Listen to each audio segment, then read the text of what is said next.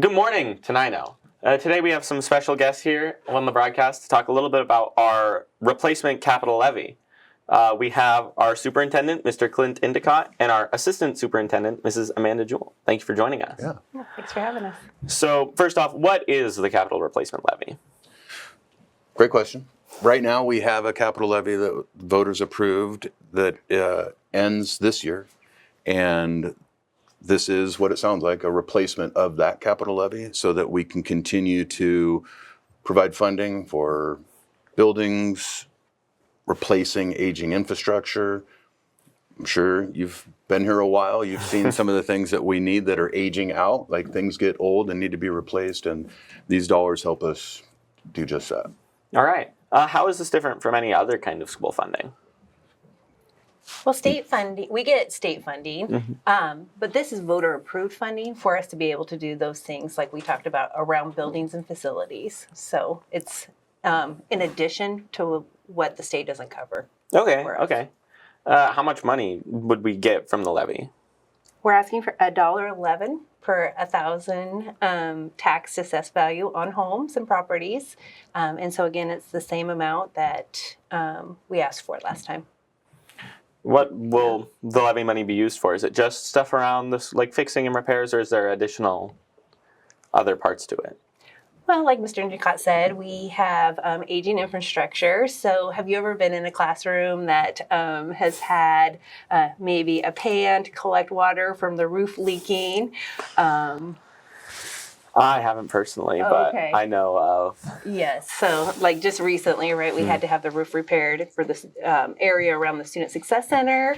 And so the capital levy funds help us cover things like roof repair and additional things like the MP room at the TES carpet, which had been, the carpet on the side had been there since 1977. And so we just also got a refresh in that space. All right. So, well, that's good. It keeps our schools nice and fresh. yes. Does the levy help pay for things like sports or clubs and music and arts and all that kind of stuff? Or is it just the repairs?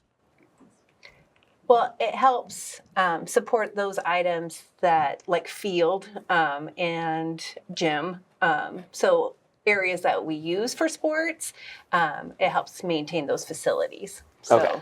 And replace aging equipment. So again, like band uniforms, we were super lucky that a generous donor helped provide the update in band uniforms. But like, if we want to add to those, we don't have like a state funding stream for that. So we rely on local dollars to help replace that equipment. So this levy, one of the really good ways to look at it is we have state funding that provides basic education. And then we have an EP&O levy that helps provide for the salaries of things that are beyond basic education. Arts, music, athletics, helping enhance special education. All very important things that aren't funded at a basic level. The capital levy helps pay for everything else around that is like the stuff that we need to make that magic happen. That's a kind of a way to look at it. All right. Thank you. Yeah. And how much would the levy increase taxes? So the levy doesn't necessarily increase or decrease taxes. As Ms. Jewell said, it's the same rate of $1.11. The thing that we have no control over is tax assessed values. So if tax assessed values go up or down, the rate can change slightly based on that. So we can't really say that taxes would go up or down, but what we can say is the replacement levy is the same rate that we put before voters the last time they approved it. All right. And how long has it been since the capital levy was last done, and how long will it be until it needs to be renewed? So we are currently on a 4-year, and we decided that we would run a 6-year replacement levy this time so that we have some more time to plan, because we're seeing as the need grows that in order for us to have a really concrete plan about what we would need to spend moving out, an example that is really kind of surprising is like just replacing the almost 40-year-old heating, ventilation, and air conditioning system at Parkside costs $1 million. Yeah, right? And so that's a lot of money.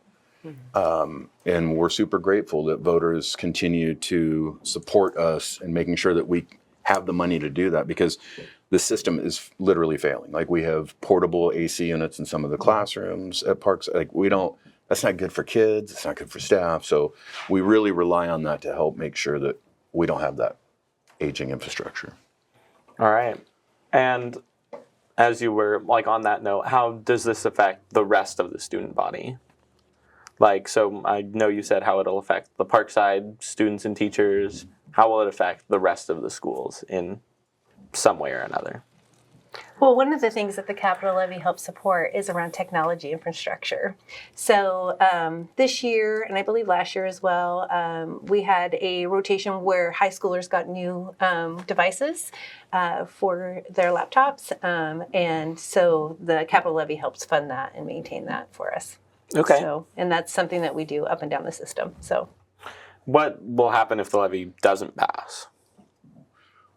Well, we've had a pretty strong history of that not happening. But in the event that it doesn't, we would try and make sure that we find out why, what it is that people thought maybe we didn't need. And we feel like we do a pretty good job of sharing what the needs are in terms of aging infrastructure. Again, some of it's very visible. And then again, we're super fortunate. We have a lot of really nice things, but to maintain those nice things costs money. So in the event that we weren't successful in February, there's a high likelihood that we would retweak and go back out to voters at a later date. All right. And how can us students help others understand why we need this for our school?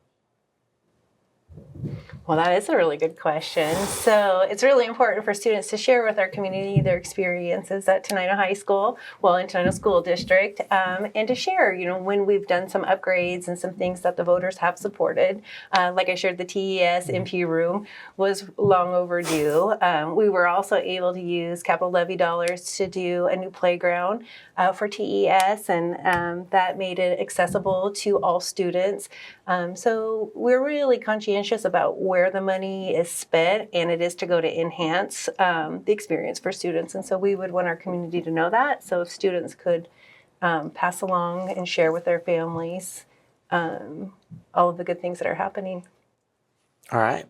Well, thank you so much for your time. I appreciate you guys having here. Yeah.